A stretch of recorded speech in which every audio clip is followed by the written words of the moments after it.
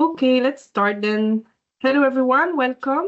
Welcome to this fifth episode of our webinar series as part of the 2025 work program of Planning Matters.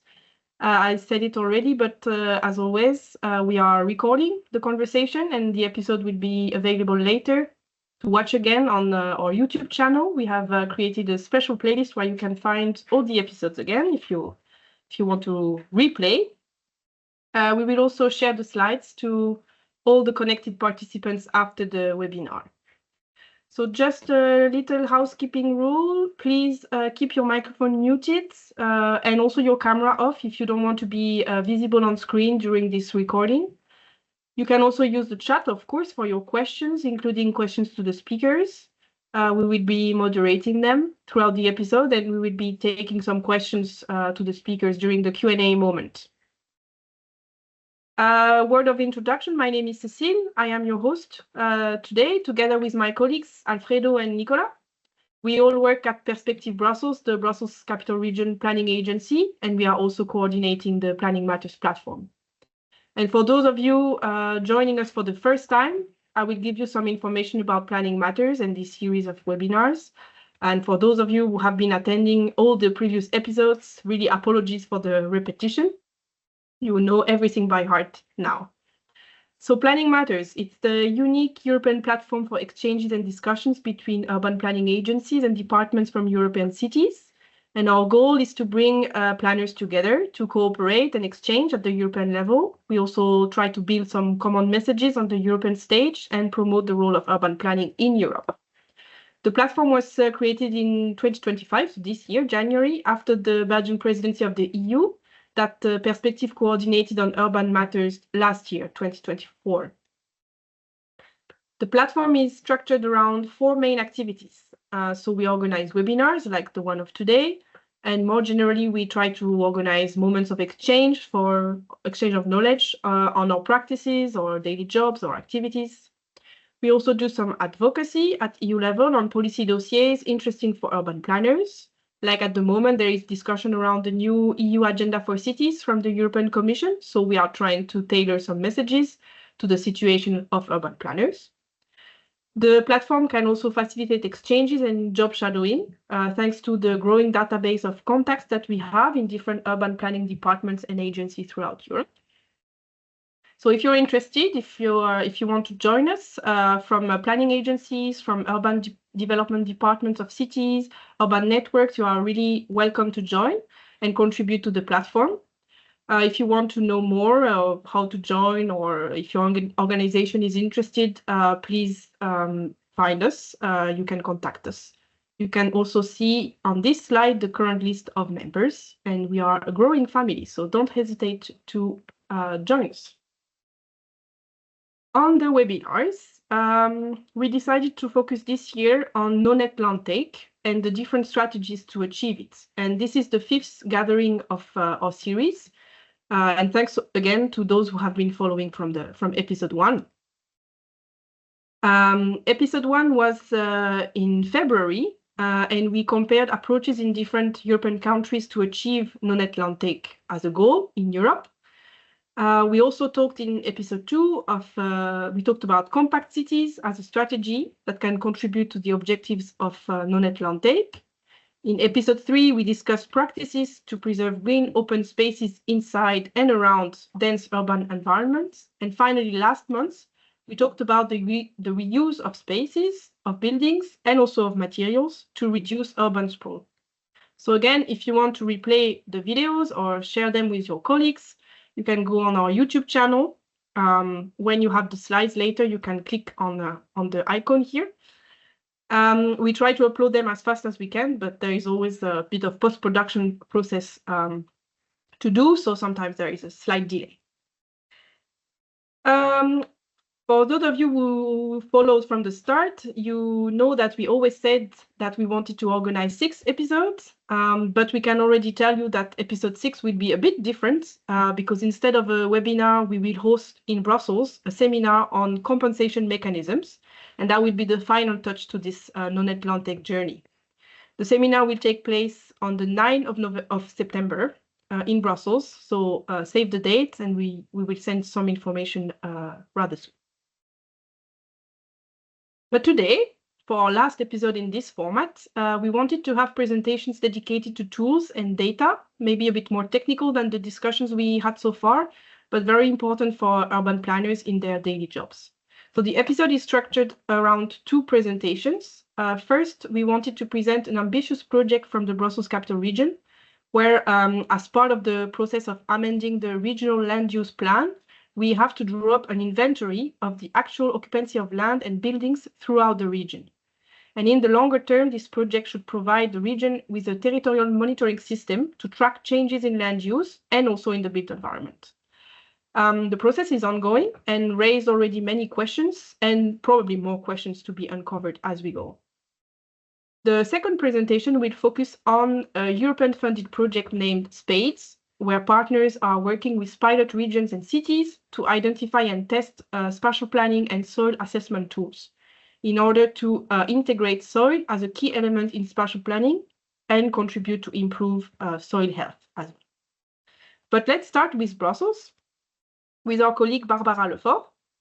Barbara is an architect and urban planner. She has worked for over 10 years as a researcher on urban density and the transformation of urban fabrics. And for over a year now, she has been working at Perspective as a project manager in the Territorial Knowledge Department. She works exclusively on the Sitex project, and she will explain to you everything about it, what it is, the first results, and how it contributes to the process of amending the regional land use plan. We also call it PRAS. So don't hesitate to type your questions during her presentation. We will take them after. And Barbara, the floor is yours. Thank you, Cécile. Thank you for the invitation. Good afternoon, everybody. As Cécile said, I work essentially on a project called Sitex, which is the contraction of two words, situation and existant, or existing situation, but in English it's not good because it's exit, and I don't like it. And to begin with, I should point out that the initial aim of the Sitex project was not to monitor the land take. But the scope of the project is finally quite close to it and could finally help for it. I'm going then to start by telling you what the Sitex project is, where it came from, where we are today, and our future development objectives. I'll then come back to a few methodological challenges, linked to the quality of the data used. And finally, I'll present some intermediate results, such as soil sealing and built density calculated at urban block level. To jump straight into the subject, here is the official cartographic representation of the Sitex database, which shows the existing land use for the whole region of Brussels.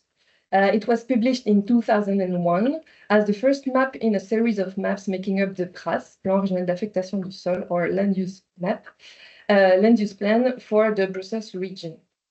It is very precise and identifies the effective predominant activities by building and by plots, as well as a functional classification of green spaces and unbuilt areas. This map was used to define the regulatory zones of the PRAS, of the land use plan. The database behind the Sitex map is made up of files, one for each building. These building files contain the number of floors, the occupancies within the buildings, and the surface areas dedicated to each occupation. This database is the result of a major field survey carried out between 1995 and 1997, and this very rich database has never been updated, even though a large number of people have used it for a wide range of purposes, like planning policies, scientific research, calculating living environment indicators, and so on. Then this database is unfortunately now obsolete.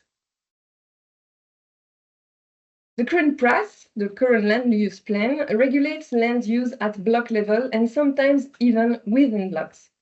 It was published in 2001 and partially revised in 2013. And in a sense, in terms of land take, this plan precises which zones are already taken or could be taken by human settlements and urban activities, and which zones are protected from urban development. But 25 years after its publication, it has become essential to rethink it in depth. Perspective Brussels has been then tasked with a complete revision of the PRAS, and this mission is called Share the City. As a part of the Share the City project, the law requires the production of a new map of existing situation, the new Sitex.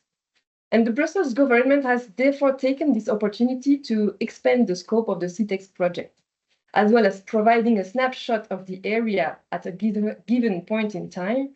The aim is to create an evolving database that can become a tool for monitoring urban change, with a focus on urban density, functional mix, and soil sealing.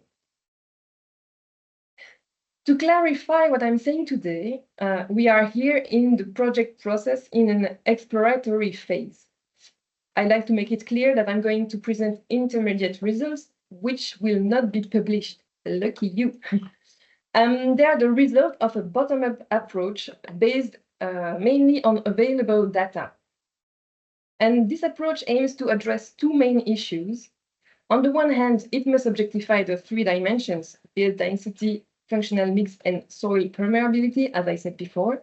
And on the other hand, it must objectify the issues raised by the strategic orientations of the Share the City project, the first of which is to limit the amount of land required for urban development.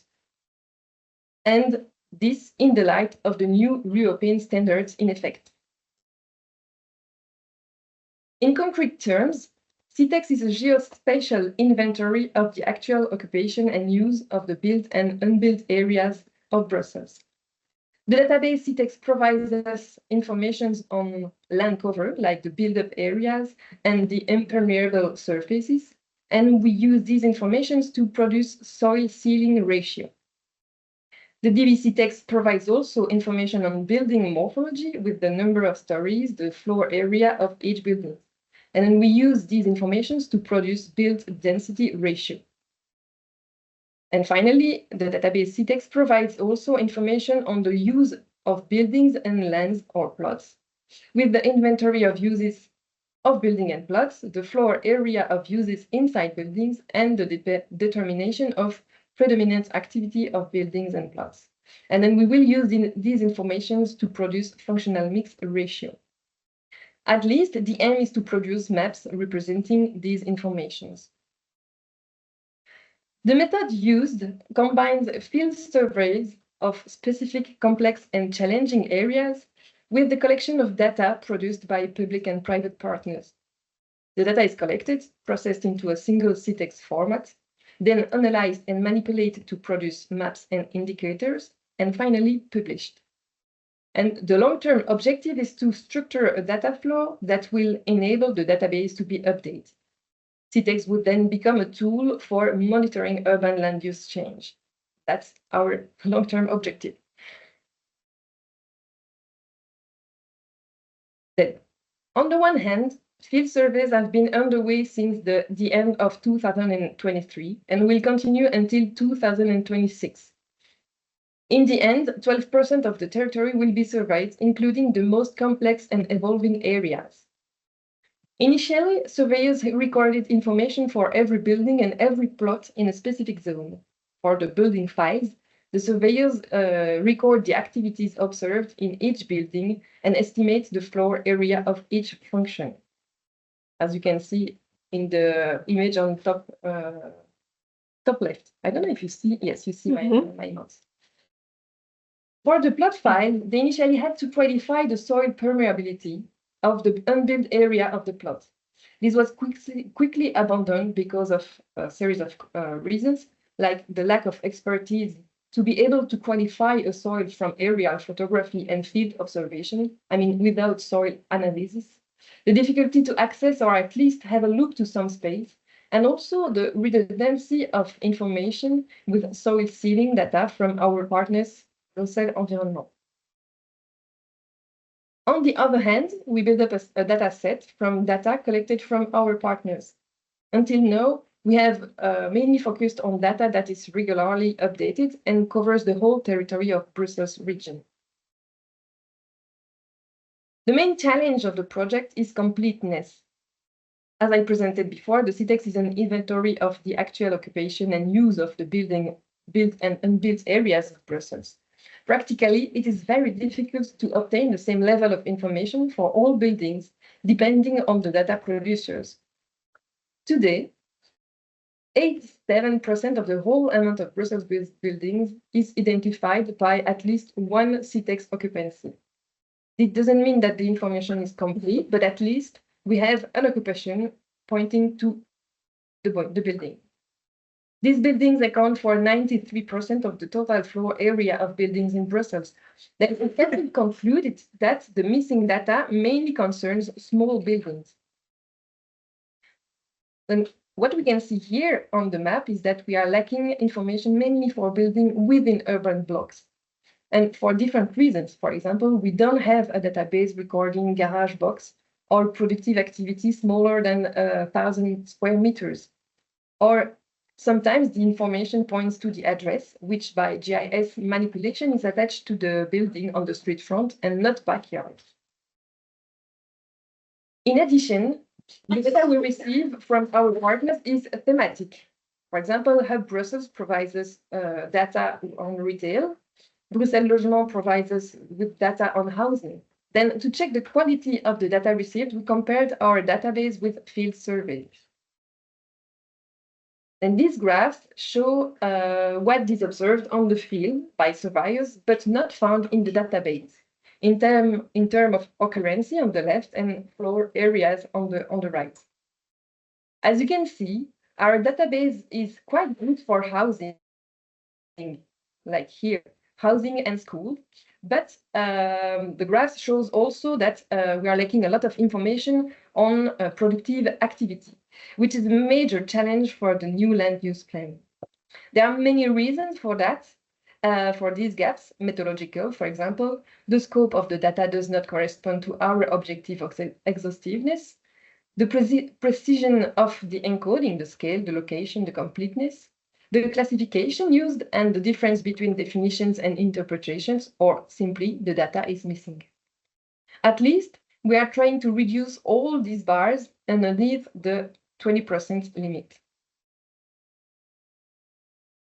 I won't go today through all the intermediate results of the project. I will focus on those concerning land cover, soil sealing, and urban fabric morphology.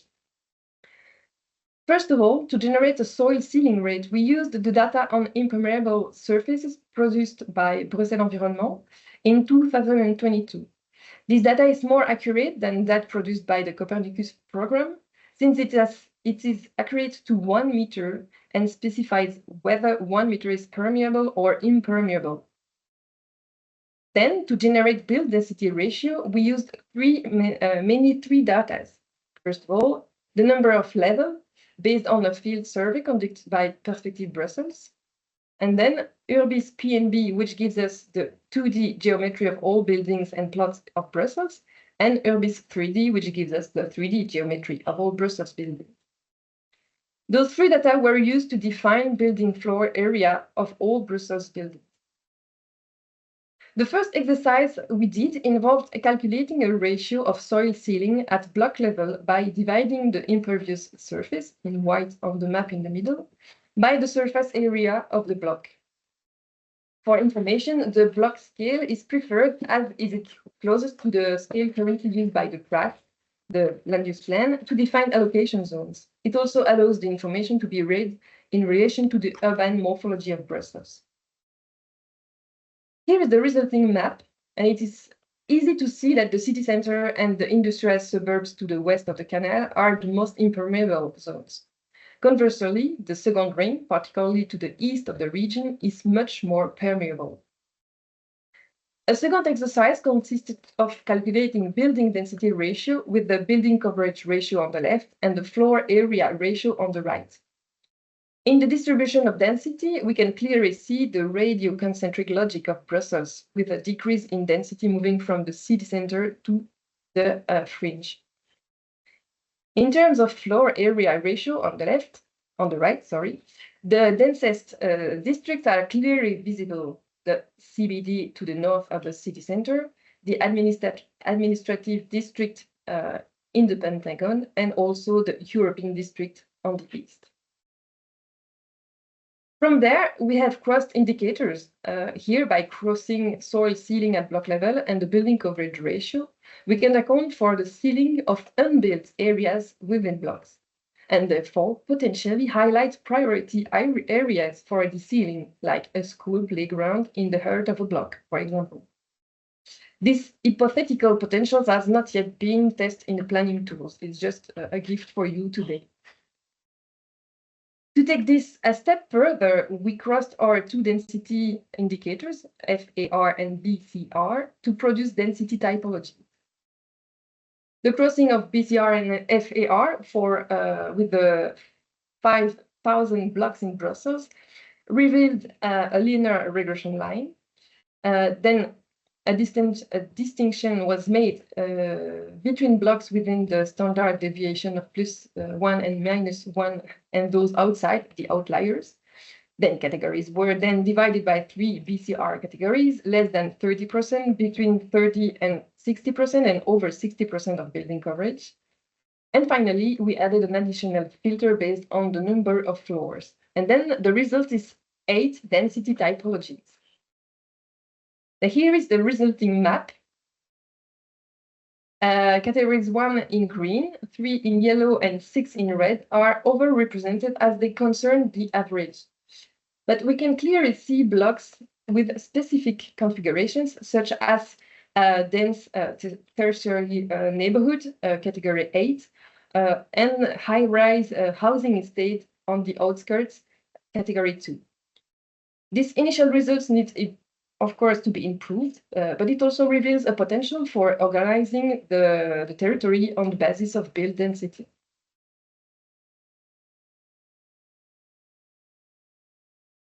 Looking at the built fabric, these categories are generally clearly recognizable and correspond for the most part to the different urban fabric types of Brussels.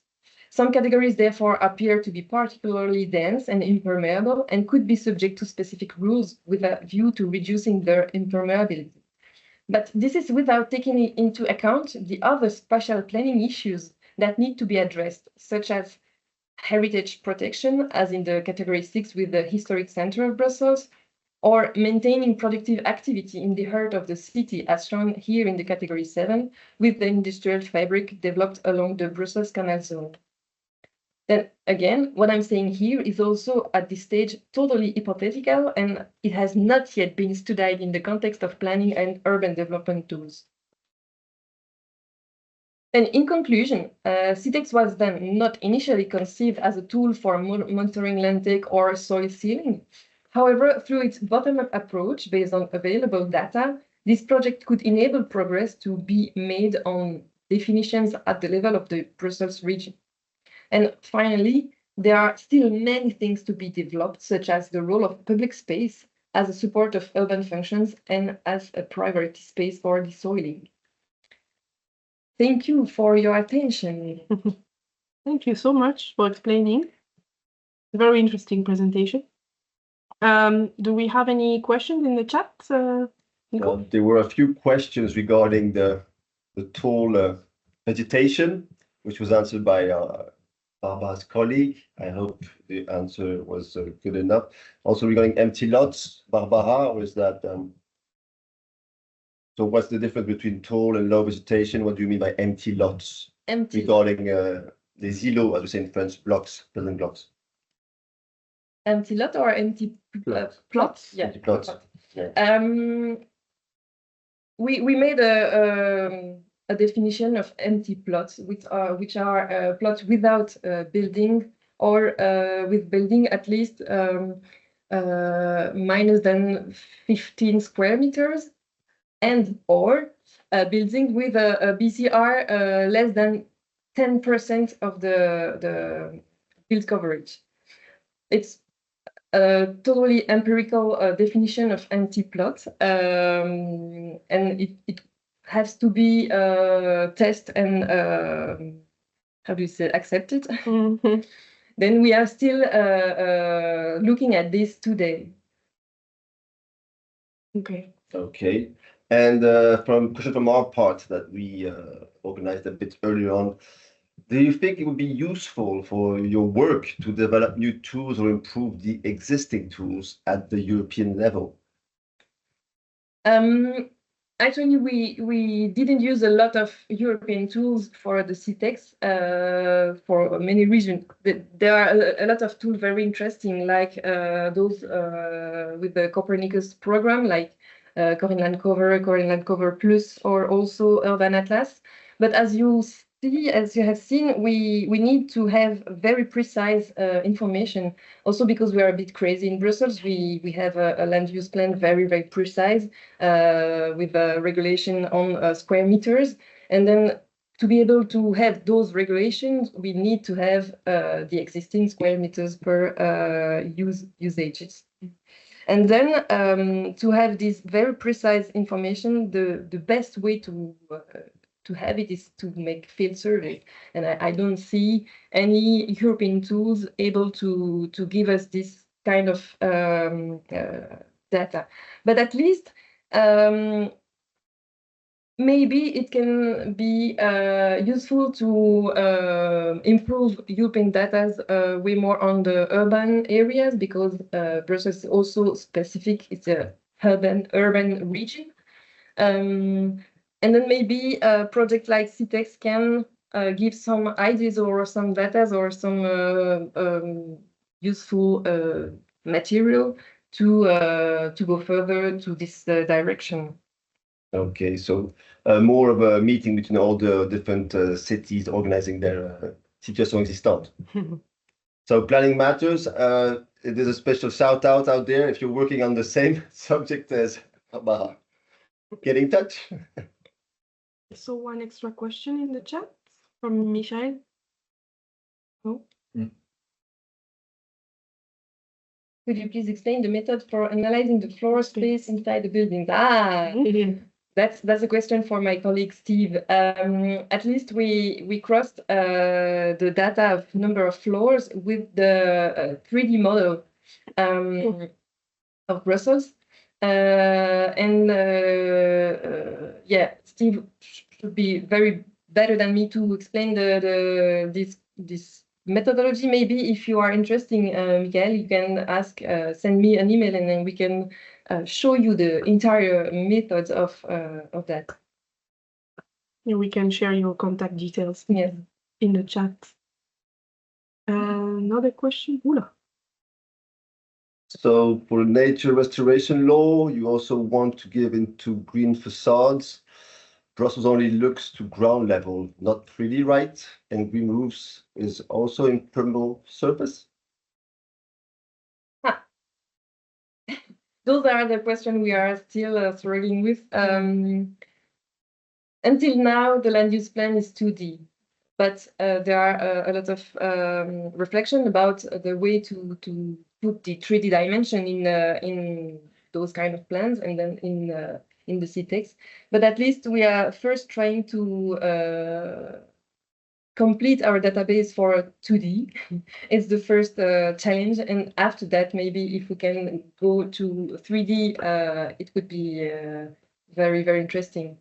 And green roof. Actually, we in Perspective Brussels, we don't have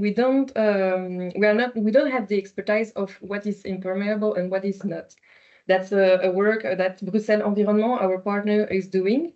And then I'm not able to answer this question, but I think there are still a lot of reflection about it. And it depends on the type of roof. It depends on a lot of things.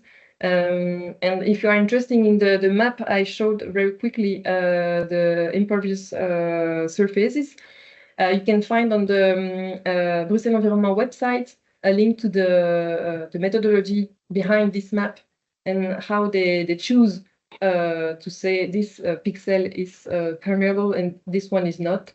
And maybe there are some answers in that report. There's just one final question, maybe. Would the data be updated regularly? It should be, yeah. The plan. It should be. That's the reason why we are using data from public partners and what I said, data that are already in an update process. And also I hope we'll have some surveyors here in Perspective Brussels able to do some field survey to get all this information updated. At least I think we will be able to update every 5 or 6 years the whole database. That's our objective. And last question before the next presentation. Are you able to follow the occupancy regularly? That's a bit what I'm saying just before. No. No, because we are not looking with a Sentinel or other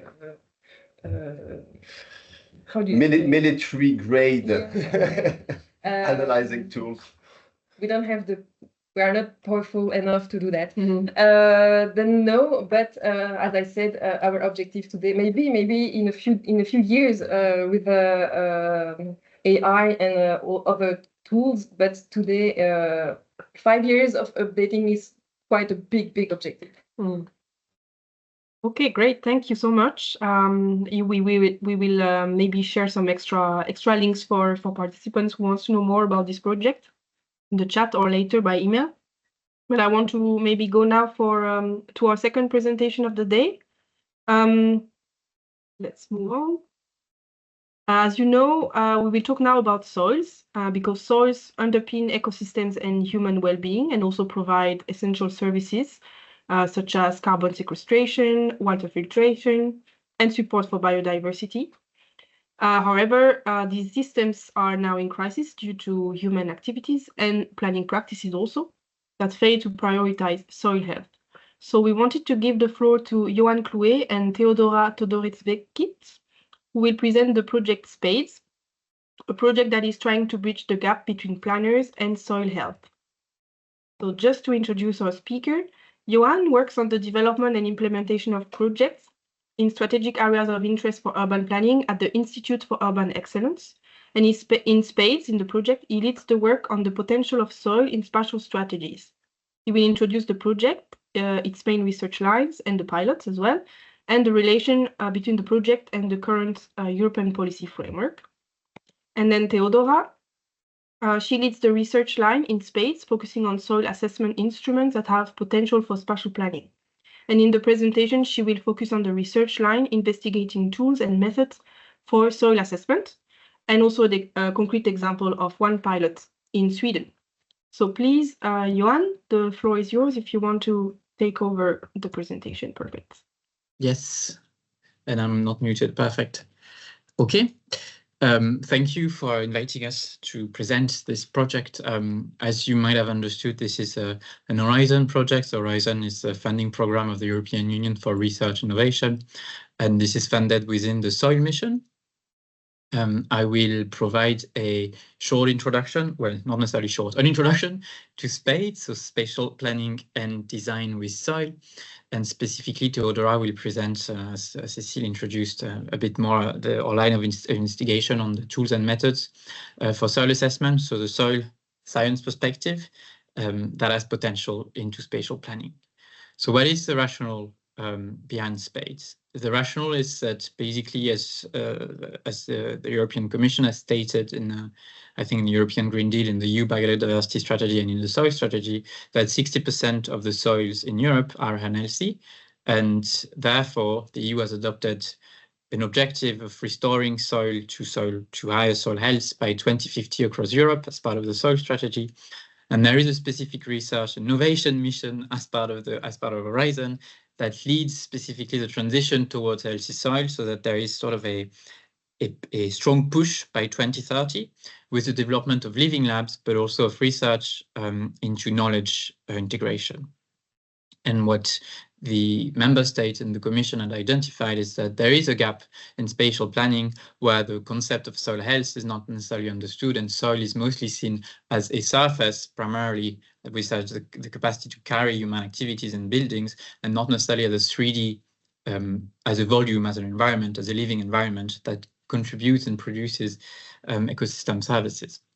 So our ambition in SPADES is to bridge this gap between planners and soil health and integrate knowledge from soil science into the planning practice. Up, next slide. Nope, that was not the next slide. Yes. So in soil science, soil health is understood as the continued capacity of soil to function as a living is important, an ecosystem. And in SPADES, to make it more understandable for planners, we have decided to divide this concept into sort of 3 components. So soil quality, what are the biochemical properties of soil, what is its pH, what is the nature of soil in the end, soil quantity, so how much soil is available at a given surface or at given locations or not surface, and what are the different performances that this specific soil can provide. So this is linked to the ecosystem service approach of carrying capacity, provision capacity, regulating capacity, and I can't see the third one, and I missed one, information capacity. Why is it important? So in SPADES, really our goal is to integrate soil and its health as a guiding principle into spatial planning. So it's to make sure that the function that soils provide are recognized and for their capacity to sort of address specific societal challenges, for instance, climate change adaptation, obviously, but also biodiversity loss, that this is recognized as part of the planning practice. So in planning authorities, but also individual planners, so they have the knowledge, the understanding of these concepts. And then they are equipped with not only the knowledge, but also the tools, so that as part of their practice, they're able to integrate those considerations into their work and the planning documents that they produce. The project, I will go very briefly on this, is basically structured around 17 pilots across Europe at different scale, in different contexts, urban, peri-urban, and rural, and with different objectives. Some of them address non-Atlantics, some of them are more about how to devise specific territorial strategies that are soil inclusive. So we have a variety of research with them. And we basically focused really on integrating knowledge from soil science into spatial planning with them, trying to understand what are the tools that may be used by them in that specific context and have potential also to be used in other contexts. So tools to support soil inclusive planning. And in general, the output that we want to have there is soil inclusive planning strategies at different scales in those pilots. So the framework of our research, well, this is a bit of a big arrow with a lot of words, but the idea is that from the one side, we look at existing knowledge and existing practice in planning, because planning is, after all, the science of organizing land use, right? But we also look at what exists in soil science, because their objective is to understand soil health and how to promote it. And we try to have a look at case studies that already exist of soil inclusive planning strategies, so that we can identify best practices that promote soil health and that can be helpful for planners in their work. There are different research processes and research lines. I will not necessarily go into them, but I think here what is important is we have a sort of, in our work with the pilot, it's a co-creation approach where we first ask them to diagnose what is the actual knowledge that they have about their soil, and then we only are at this phase for now. We are only at the diagnosis phase, and then we'll propose to them some sort of ideas of what could be done. So concrete examples that have been done in different locations that have potential to be used. This can be actual intervention on the ground, but this can also be policies or regulations. So that at the end, as I said, in the pilots, they can produce soil inclusive strategies. But specifically, we have a line of investigation where we look at tools, methods, instruments in soil science for soil assessment that have the potential to be used or taken up by planning authorities or planners. And this is what Theodora is looking. Theodora works at the University of Chalmers in Sweden. She's a soil scientist. I'm not, so she's more apt to present this bit. Go ahead, Theodora. I think you can take the control. Thank you, Johan. Yes, so from a perspective of soil scientists, there is a large body of knowledge on assessing soil's quality and quantity in agricultural and forestry sector and within the land cover and land use surveys, Lucas. But the question is how many of those have the possible application in planning. And as Johan mentioned earlier, this is very important, especially within the new soil directive, the new soil monitoring law that proposes that member countries should use the tools and methods that exist per today. So there was a need to investigate existing instruments, maps, inventories, tools and methods, approaches and concepts for this possibility. So as per our contributions from the project's consortium, 10 EU countries of equal representation of soil experts and planners, we have classified them into 4 categories. Tools and methods that are currently used and that might have a potential to be implemented in planning. And the tools comprise of everything from guides to using and creating thematic soil maps to 3D representation of cities within digital twin cities for urban areas, land sealing and desealing practices, and also for modeling of different scenarios, for example, like representation of heat islands within the city. Methods includes soil scoring methods to assess soil functions and ecosystem services in the frame of urban development, and databases, everything from local to national and EU level. And under category of other, urban atlases fall, serious games, and guidelines, various guidelines and reports and national statistics on sealing and desealing and so on. So within the context of our pilot, urban pilot, city of Gothenburg, just to give a bit of a context, Gothenburg is the second largest city in Sweden with rich industrial history. It is a fairly young European town, 400 years old.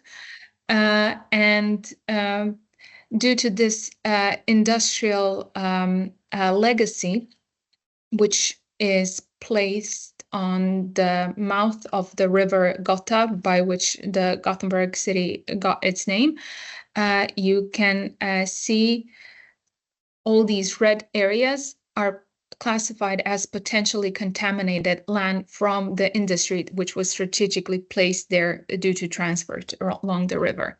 And so our pilot focus is management of contaminated land and handling of excavated masses. Currently, the comprehensive development plan and detailed development plan are guiding documents for city planners and Environment and Climate Committee. And so we are cooperating with the local authority, City of Gothenburg, in finding how can they meet their committed goals, which are that by 2030, 100% of technically and environmentally suitable masses for as filling material should be reused, and 50% of new filling material, new purchased material should be of recycled material. So and within the comprehensive development plan, the contaminated areas are only briefly mentioned. So there is a need for developing and deepening cooperation between different committees that are involved at certain steps of the development project, involved with dealing with contaminated areas. And there's a need for clearer routines, documentation, and communication, and costs and risk assessments to be more detailed, mentioned in more detail in the comprehensive and detailed development plan. So our goal is to find how can these development plans be affected by better knowledge of soil, and how can masses be better utilized within the project if it is known early, and also how can money and resources be transferred from later stages into the earlier stages. So within the to illustrate like a figurative work process with handling contaminated areas, as it is today, the polluter pays principle applies, but the developer needs to specify in his a plan before getting approval for building if the location is classified as potentially contaminated sites. He needs to include a remediation plan. And in this case, usually an external party is involved. For this sake of the argument, let's say a private consultant who performs a desk study. So this means a collection of maps, photos, interviews from previous investigations, and so on.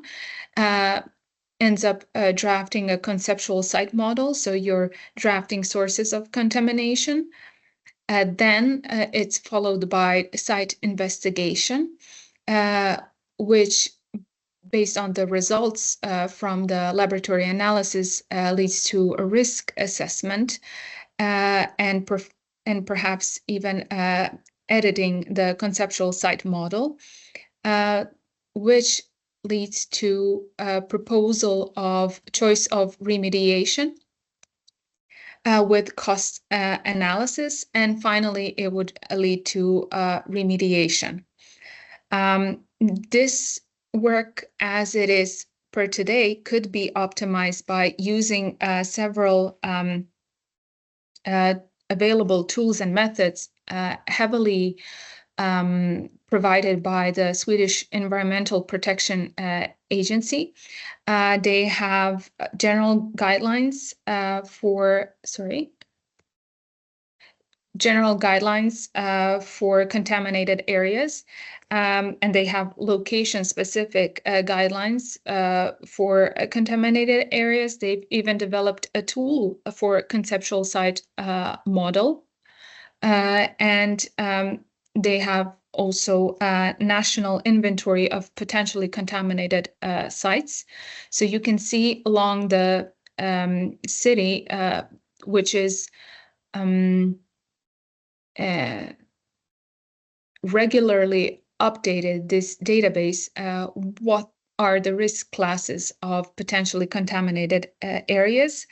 They have also soil type maps, underground maps of electric infrastructure, stability and vibrations, a digital twin city, which is could be used for modeling different simulations, and technical guides on dealing with contaminated sites, and Urban Nature Atlas, which provides an overview of nature-based solutions applied in the city, a catalog of case studies and ideas. And through co-creation and cooperation with our local stakeholders, we will try to raise awareness and see if they indeed are using these tools and methods to optimize their current work process when dealing with contaminated areas. And if they are not, and if they're not helping, what would be their requirements? How can they be supported? And off to you, Johan. I'm muted. I'm not muted anymore. Thank you, Teodora. So I think as you probably understood, the work of SPADES is indeed not just to analyze whether the soil surface is sealed or not, but really what is under the soil surface? How can this be understood? What are the conditions of the existing soil, and what is the most usable land use that we can make of it? Is this land that is usable or soil that is used only to carry a building, or is there more potential there in having deep root vegetation, or is it more soil that is mostly available for flood protection, for instance? This is a work in progress. The work with the pilots has only started. We are only in the first year of the project, but I can already mention the results that we will have at some point. The most interesting for me, for planners, is the SPADES Navigator, which will be an online web-based tool where we'll try to integrate a number of soil science perspective and instruments for planners to use based on different challenges, planning challenges, design challenges, societal challenges that they may try to address. I'm mindful of the time, so I'm going a bit quicker. And a sort of functional ontology where we will work on finding a common language between the two worlds of spatial planning and soil science, because already within the project we have a number of conversations on terms that do not mean the same thing, depending on which perspective you have.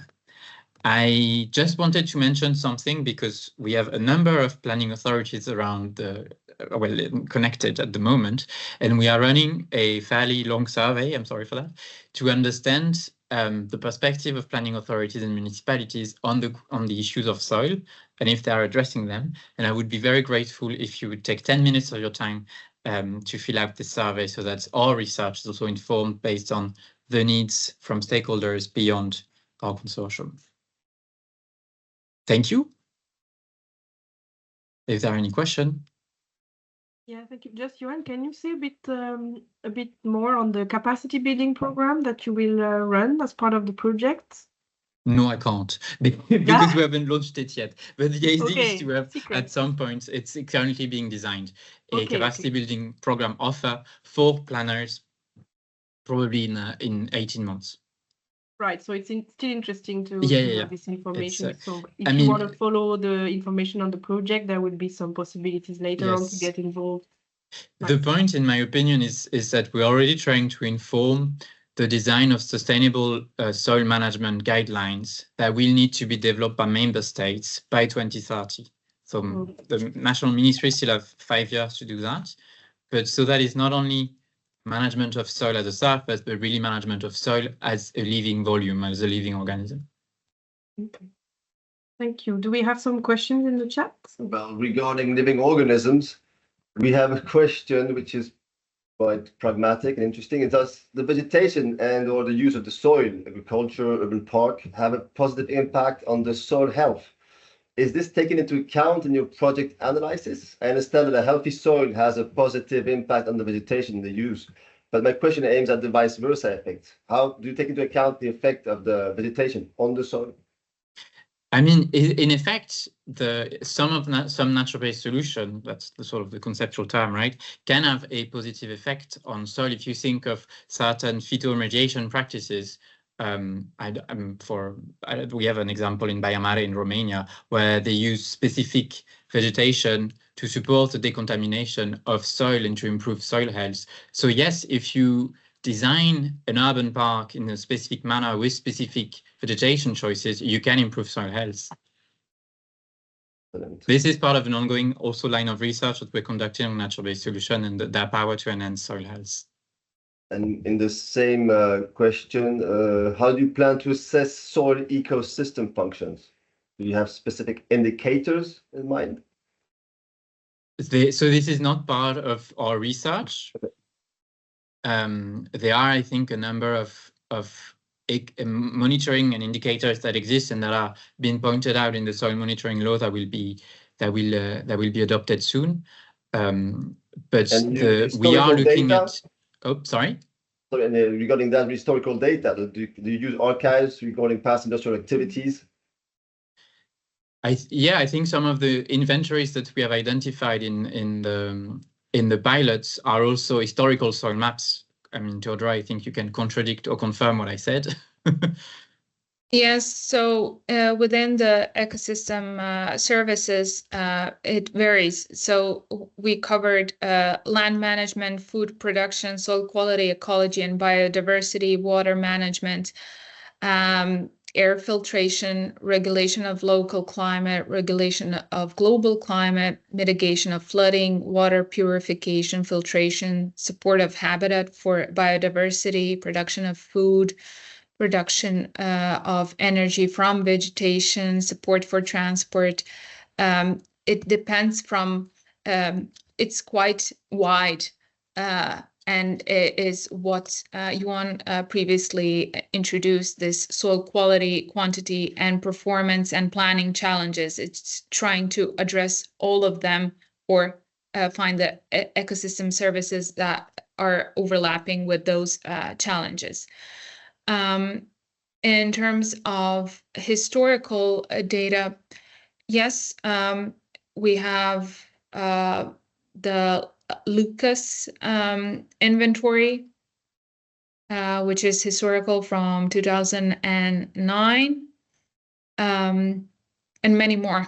So you can think about national statistics on land sealing. From Italy, it is from 2007 onwards. There's many more. This is part. Last question then from our side regarding the space team. So what are the main anticipated obstacles to include concretely in local urban planning practices? The dimension of soil quality. Is it the skills of planners, governance, legal, financial, a mix? It is in European level projects, research, innovation, action. But as you probably all know, planning is not a European level competence. So we do have to deal with different planning frameworks that have different contexts, different set of regulations. We do have a task that looks at it, and that sort of try to identify what are the most relevant entry points into policies or existing entry points into policies where the sort of the three perspectives of soil health, so soil quantity, soil quality, and soil performances are understood, or maybe understood maybe under a different concept, and could be entry points. So this is an ongoing work, finding those entry points. And it's, in essence, it's also a sort of an opportunity for planners to understand that seeing soil not just purely as a surface, but really as a 3D volume, can help directly address some of the issues that they are trying to address with their planning instruments. If you think of climate adaptation, if you think of thermal regulation, if you think of also the provision of leisure and for our human activities, if a soil is healthy enough and can be used to sort of as an urban green infrastructure, for that you need to know what is the existing soil quality. You can't have trees planted and growing into poor soils. That's one of the issues that I think I've seen in a number of planning projects where there we will have a park, but the soil there is not able to carry vegetation. So I would recommend reading Humus by Gaspar Koenig. Anyway, Cécile, the floor is yours to conclude. Okay, we are 1 minute left. Thank you so much for your presentations, and big thank you for all the speakers of the day, and for the participants for being with us today for this 5th episode of Planning Matters, and for your interesting questions and remarks in the chat. It has been a real pleasure to host this episode, and also all the others. As announced in the beginning, I wanted to give you a bit more information about this hybrid seminar that we are organizing in Brussels in September, where we will present cases of compensation mechanism, which are crucial for achieving the balance between land consumption for development with land restoration, as non-net land take aims to achieve, actually. So the save the date will be sent very soon, and I hope many of you will be interested and able to attend, be it on site or online. Just to note that certainly only the presentation in the first part of the meeting will be in a hybrid format. So if you really want to come for the discussion, I suggest to try to arrange to come on site, if possible for you. Of course, we will share with you the presentation of today's episode. You will also find the recording of the episode on the YouTube playlist that I shared later on. And well, thanks a lot for sharing your time with us.